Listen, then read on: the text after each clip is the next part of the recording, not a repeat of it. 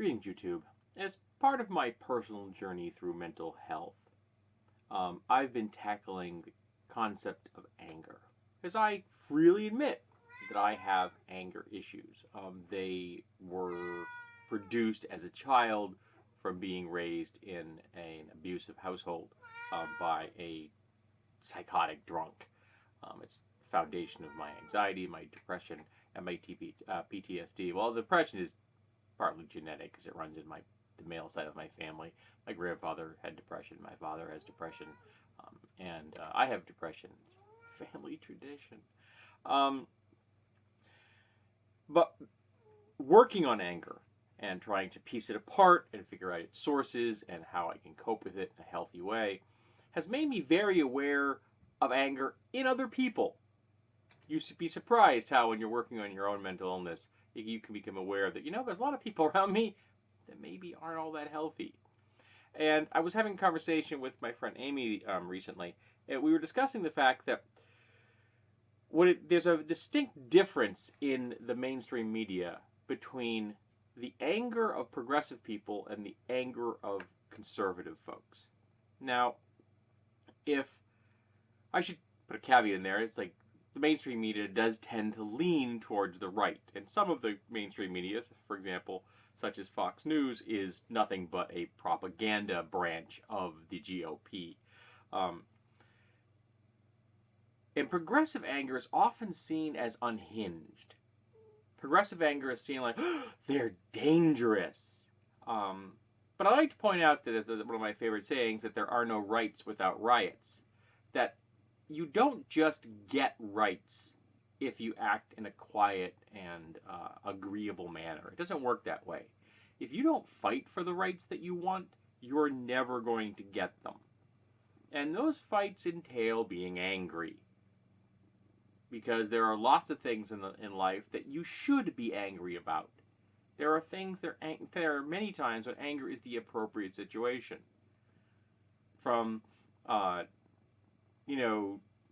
simple little things like, say, homophobia, transphobia, racism, misogyny, religious zealotry. Those are things that are legitimately sources of anger. But they're seen as unhinged by the current media. And you can almost understand why it would be, because they're risks to the establishment. But that doesn't make the media's portrayal of legitimate anger good or proper.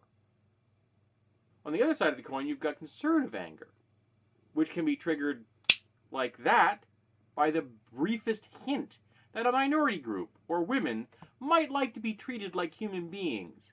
And suddenly, there's righteous anger on the side of the conservatives. See, the conservative anger is portrayed as being acceptable, while the progressive anger is being portrayed as unacceptable. Like it's okay for, in the current political environment in America, for Nazis to march in the street.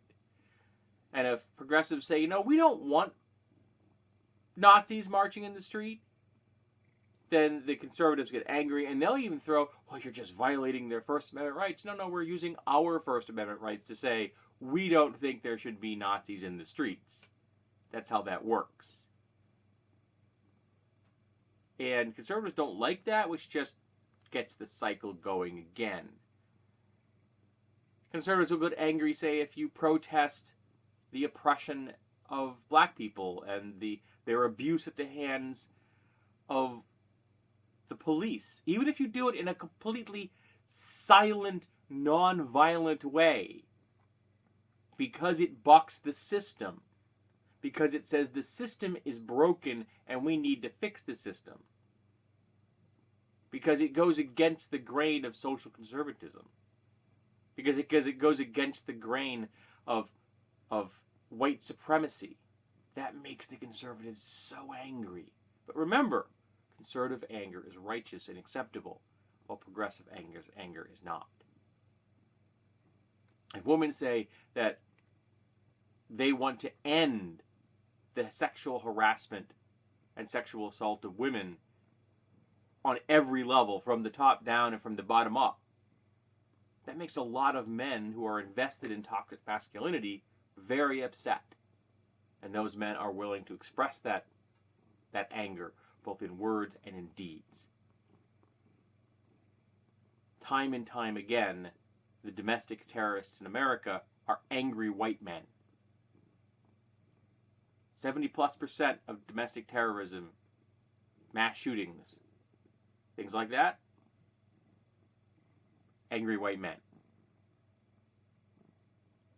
And their anger is usually not even talked about at all. They're portrayed as lone wolves, mentally ill. Who knew they could do that? Well, I don't know, all the past angry white men that have done that and have been called lone wolves and mentally ill. And yet, if a minority group or woman expresses even the barest whiff of a desire to be treated like human beings, they're unfettered. They're unhinged. No, they're not. The progressive anger is justified.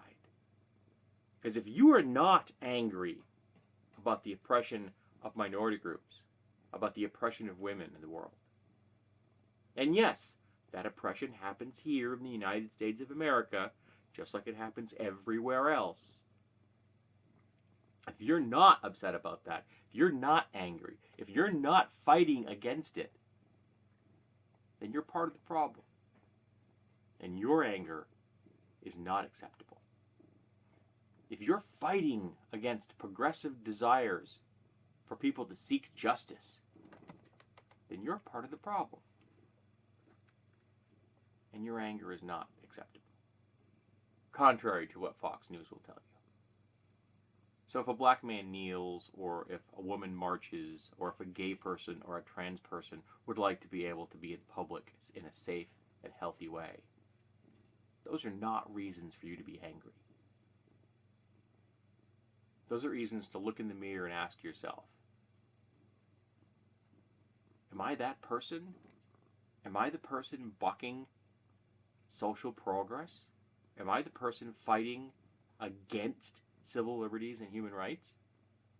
Because if you're angry about those things, if you're angry about progress, the answer is yes.